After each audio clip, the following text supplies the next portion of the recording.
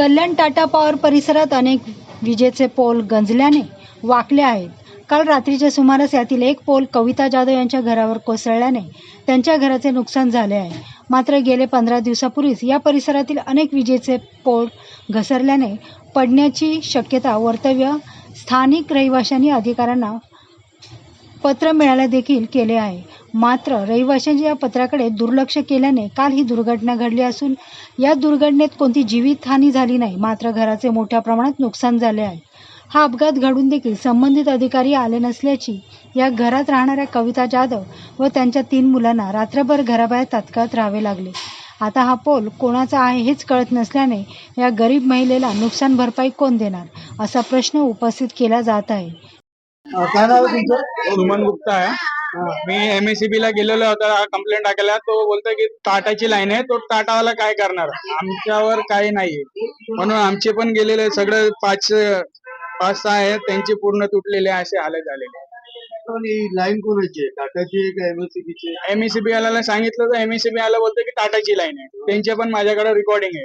तो बोललेले आहे तर आम्ही कॉन्ट्रॅक्टवर आहे, आम्ही करू होतं, काय होणार कारवाई आम्ही करतो, कटिंग करून देतोय तुम्हाला, असं बोलतो. पूर्ण या परिसरात पूर्ण किती असे खांबे जे गंजलेले आहेत?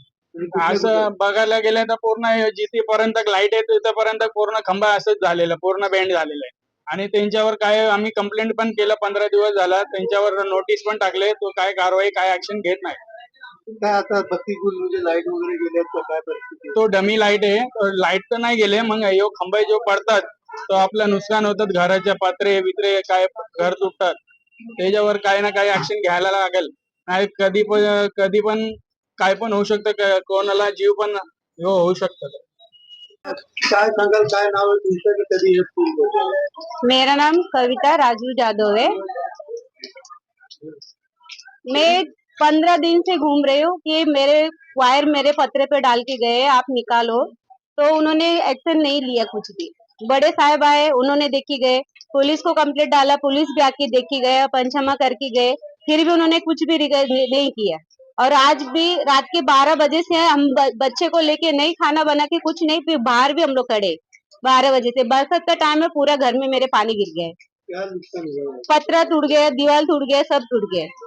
कौन सी कंपनी का इधर खंबा है? ये अभी फावरस का है, कौन सा ये मेरे को इतना जानकारी नहीं है। Bureau report, Indian TV news. Kalyan Dombivli शहरातील रस्त्यावर मोठ्या प्रमाणात खड्डे पडले असून रस्त्यात खड्डा की खड्ड्यात रस्ता याचाच उलगडा होत नाही. खड्ड्यांमुळे त्रासलेल्या नागरिकांच्या वतीने मनसेचे खड्डे दर्शन स्पर्धेचे आयोजन केले आहे. नागरिकांनी खड्ड्याचा सेल्फी काढून तो आपल्याकडे पाठवावा आणि त्या बदल्यात आकर्षक बक्षिसे जिंकण्याचे आवाहन नागरिकांना केले आहे. कल्याण पश्चिमेकडील प्रभाग क्षेत्र कार्यालयासमोर मनसेकडून लावण्यात आलेल्या या बॅनरची चर्चा चांगलीच रंगली आहे. Bureau report, Indian TV news. Sheth Hirachand Mutha शाळेतर्फे शुक्रवारी कारगिल विजय दिवसाचा 25वा वर्धापन दिन साजरा करण्यात आला. कार्यक्रमाला उपस्थित कल्याण महानगरपालिकेच्या आयुक्त डॉक्टर इंदुराणी जाखड यांनी दीप प्रज्वलन करून कार्यक्रमाची सुरुवात केली. दीप प्रज्वलन केल्यानंतर शहीद जवानांना अभिवादन करण्यात आले. यावेळी शहीद कॅप्टन विनय कुमार सचान यांच्या वडिलांचा सत्कार करून शहीदांच्या कुटुंबियांचा सत्कार करण्यात आला. कॅप्टन विनय कुमार सचान हे वयाच्या 25व्या वर्षी काश्मीरमध्ये दहशतवाद्यांशी लढताना शहीद झाले. कार्यक्रमाला प्रमुख पाहुण्या म्हणून KDMC आयुक्त डॉक्टर इंदुराणी जाखड म्हणाल्या की नौदल, लष्कर आणि हवाई दलात कार्यरत असलेले आपल्या देशाचे सैनिक पैसे कमवण्यासाठी जात नाहीत, तर देशसेवेसाठी जातात. महाविद्यालयाचे अध्यक्ष प्रकाश मुथा यांनी कॅप्टन सचान यांच्या कर्तृत्वातून तरुणांनी प्रेरणा घेण्याचे आवाहन केले आहे. यावेळी शाळकरी मुलांनी भारत मातेची वेशभूषा करून देशभक्तीच्या तालावर नृत्य करून लोकांना मंत्रमुग्ध केले.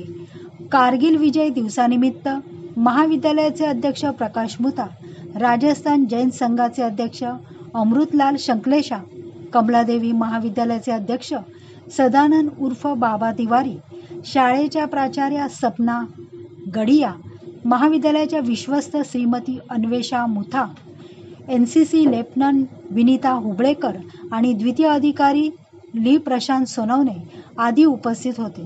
राष्ट्रगीताने समारंभाची सांगता झाली. आज हमारे कारगिल युद्ध को पूरे 25 साल हो गए हैं और मैं मृतक परिवारों को बहुत बहुत संवेदना देता हूं और इसके साथ साथ जो हमारे शहीद हुए हैं उनको श्रद्धांजलि अर्पित करता हूं. ये हमारे देश के लिए एक बहुत बड़ी घटना थी कि 21 जनवरी 1999 को जब भारत के प्रधानमंत्री लाहौर यात्रा पे गए थे और उनके साथ बहुत सारा प्रतिनिधिमंडल भी गया था और उस वक्त जो शिमला समझौता हुआ था उसको लागू करने के लिए अटल जी वहाँ गए थे और जो वहाँ पे एक ऐतिहासिक मीटिंग हुई थी और उसके अंदर 21 जनवरी 1999 को प्राइम मिनिस्टर हमारे और पाकिस्तान के उन्होंने सिग्नेचर की थी और वो संधि को लागू किया जाए. लेकिन ये नहीं मालूम था कि उसके ठीक 3 महीने बाद ही जो कारगिल का युद्ध हो जाएगा. और हमारा एक और शिमला समझौता के अंदर ये बात हुई थी कि अक्टूबर के महीने में वहाँ जो टेम्परेचर है -40 तक चला जाता है. पाकिस्तान के सैनिक भी पाकिस्तान में जाएंगे, भारतीय सैनिक भी भारत में आएंगे. लेकिन पाकिस्तान ने ये संधि को नहीं माना और ये चोरी चुपके 5000 लोगों को बैंकर में बिठा दिया और वहाँ अनेकों प्रकार के हथियार उनको दिए और ये हमारे कारगिल युद्ध का रूप हुआ. इसके अंदर हमारी सेना लड़ी, हम विजय हुए. लेकिन मैं ये कहता हूँ कि ये हमारी इंटेलिजेंसी का फेल्योर था जिससे हमको इसके बारे में नॉलेज नहीं मिली. एक चरवा जाके हमारे आर्मी को बोला कि इस प्रकार से पाकिस्तान के आतंकवादी हमारे भारत की सीमा के अंदर आ रहे हैं. तब हमारे आर्मी की एक टुकड़ी वहाँ गई और वो 5 लोगों को उन्होंने गोलियां मार दी और वो शहीद हुए. तो हमारे लिए एक बहुत बड़ा काला दिन था. लेकिन उसके बाद में 18,000 फीट पे हमको ये लड़ना था और इसके लिए युद्ध की एक रणनीति का नियम होता है कि दुश्मन की सेना से 3 गुना ज़्यादा जब हमारी फौज रहेगी तब हम जीत सकते हैं. लेकिन ये पहाड़ पे था 18,000 के ऊपर, तो 1:27 एक के पीछे 27 हमारे सैनिक लगाए गए थे और हमारी वो बफोर्स तोप थी जिसके कारण हम ये युद्ध जीत पाए. और ये पाकिस्तान ने हमारे साथ धोखा किया था. जो शिमला समझौता हुआ था और अटल बिहारी वाजपेयी जी के साथ 21 जनवरी 1999 को जो समझौता हुआ था इसका पालन नहीं किया था और अटल जी को 21 तोपों की सलामी दी गई थी. और ये नहीं मालूम कि ये 21 तोपें कल हमारे सैनिकों के ऊपर वापस गिरेगी. ये पाकिस्तान ने हमारे साथ धोखा किया था. आज हमारी सेठ हीराचंद मुथा महाविद्यालय, सेठ हीराचंद मुथा स्कूल के द्वारा ये जो कार्यक्रम किया गया है, पैट्रोटिज्म की भावना स्टूडेंट में डेवलप हो इसके लिए किया गया है और एक सोसाइटी के अंदर देश प्रेम का संदेश जाए, इसी बातों को ध्यान में रखते हुए हमने ये प्रोग्राम का आयोजन किया. जय हिंद, जय Maharashtra. Bureau report, Indian TV news. Kalyan पूर्व मतदारसंघात भाजप आमदार गणपत गायकवाड असल्याने ही जागा भाजपच लढणार. सार्वजनिक बांधकाम मंत्री रवींद्र चव्हाण. भाजप कल्याण जिल्हा कार्यकर्ते अधिवेशनात भाजप आमदार गणपत गायकवाड यांच्या समर्थकांची घोषणाबाजी. भाजप आमदार गणपत गायकवाड, सुलभा गायकवाड, आगे बढो, हम तुम्हारे साथ है, अशी जोरदार घोषणाबाजी. डोंबिवलीत मी वर्षानुवर्षे आमदार आहे, मात्र त्या ठिकाणी देखील भरपूर लोक इच्छुक आहेत. इच्छुक असणं हे चूक नाही, परंतु त्यांच्या पक्षाने दावा करणे हे पण योग्यच आहे. कार्यकर्त्यांनी तसंच राहिले, स्पोर्ट्समन स्पिरिट राहते. कल्याण पूर्वेत भारतीय जनता पार्टी कल्याण जिल्हा विस्तार कार्यकारिणी कार्यक्रम आयोजित होता.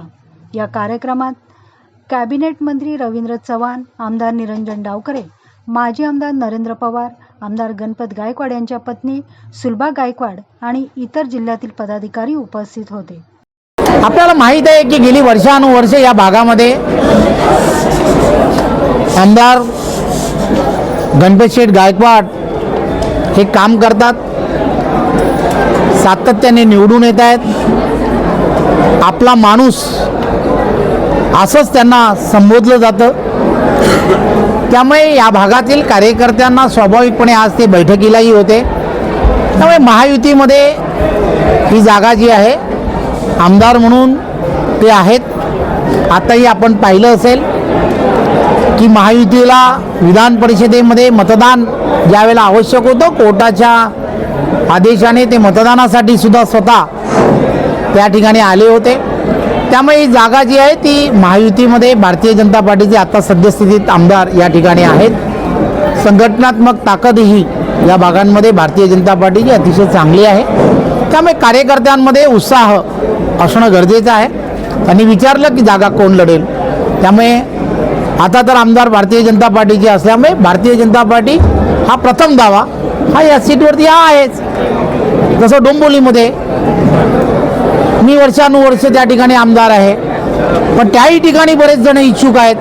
ते स्वाभाविकपणे इच्छुक असणं हे काही चूक नाही, परंतु त्या पक्षाने दावा करणं हे पण योग्यच आहे. कार्यकर्त्यांनी तसंच राहिलं तर स्पोर्ट्समॅन स्पिरिट, मी तेच म्हटलं आपल्याला, प्रत्येकाने काय करावं, त्यांच्या पक्षाने काय करावं, प्रत्येक कार्यकर्त्यांनी नेत्यांनी काय करावं हा त्यांचा प्रश्न आहे. पण भारतीय जनता पार्टी एक वेगळी पक्ष आहे, वेगळी कार्यकर्ता आहे, वेगळी आयडेंटिटी आहे आम्हाला.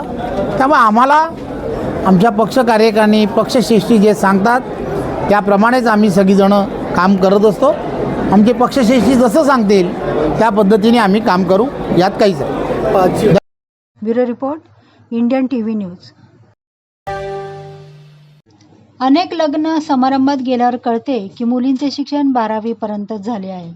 12वी हे शिक्षण लग्नासाठी नसून आपण सगळ्यांनी मुलींना शिक्षणाची संधी दिली पाहिजे. मुली चांगले शिकतात आणि मुलांपेक्षा अधिक जास्त चांगले गुण मिळवतात, असे प्रतिपादन माजी मंत्री आणि ज्येष्ठ नेते जगन्नाथ पाटील यांनी केले आहे.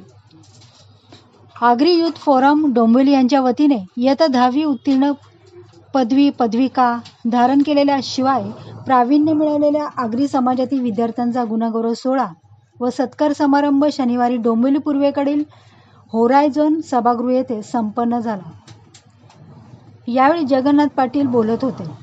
भाजी विकणाऱ्या बाईचा मुलगा सीए होतो. श्रीमंताच्या घरातला, खूप शिकलेल्या लोकांच्या घरातला मुलगी शिकली तर त्यांचं कौतुक नाही, कारण ते घर श्रीमंतांचे, शिकलेल्यांचे आहे. पण ज्यांच्या घरामध्ये कोणी शिकलेलाच नाही आहे, ज्याच्या घरची आर्थिक परिस्थिती जेमतेम आहे, अशा घरातला मुलगा शिकला तर त्याचं कौतुक केलं पाहिजे, असेही यावेळी पाटील म्हणाले. ज्या मुलांचे सत्कार, त्या मुलांच्या गावात जाऊन एकदा बैठक करून आणि वाचन संस्कृती वाढवली पाहिजे. यांच्यावरती आग्रह धरून मोबाईल फोन वापरला पाहिजे, हे बरोबर आहे. TV पाहायला पाहिजे, हे बरोबर आहे. पण त्याचबरोबर वाचन संस्कृती वाढवणं आपलं काम आहे. ती वाढवण्यासाठी प्रयत्न केले पाहिजेत, असे मत देखील माजी मंत्री जगन्नाथ पाटील यांनी यावेळी केले. गेल्या 34 वर्षापासून आगरी युथ फोरम डोंबिवली या संस्थेच्या वतीने विद्यार्थ्यांचा गुणगौरव सोहळा आयोजित होत आहे. या निमित्ताने पार पडलेल्या सत्कार सोहळ्यात अध्यक्षस्थानी माजी मंत्री जगन्नाथ पाटील यांच्यासह आचार्य प्रल्हाद महाराज शास्त्री, सद्गुरू सावळाराम महाराज यांचे नातू हबप्पा चेतन महाराज म्हात्रे, जगन्नाथ महाराज म्हात्रे, प्रमुख उपस्थितीमध्ये बाळकृष्ण महाराज पाटील, जयेश महाराज भाग्यवंत, जनार्दन महाराज पाटील, प्रकाश महाराज म्हात्रे, गणेश महाराज ठाकूर, अनंत महाराज पाटील, बबन महाराज म्हात्रे, आगरी युथ फोरमचे अध्यक्ष गुलाब वजे आदी मान्यवर उपस्थित होते. कार्यक्रमाचे आयोजन आगरी युथ फोरमचे अध्यक्ष गुलाब वजे, उपाध्यक्ष विश्वनाथ रसाळ, कार्याध्यक्ष जालिंदर पाटील, सरचिटणीस रामकृष्ण पाटील, चिटणीस भंडारी, खजिनदार पांडुरंग म्हात्रे, कार्यकारी सदस्य शरद पाटील, गुरुनाथ म्हात्रे, संतोष संते, जयेंद्र पाटील, सदस्य सदानंद म्हात्रे, बांधुदास भोईर, कांता पाटील, विनायक पाटील, नारायण म्हात्रे, अनंता पाटील, अशोक पाटील, प्रवीण पाटील, शरद पाटील आदी मान्यवर उपस्थित होते. Bureau report, Indian TV news.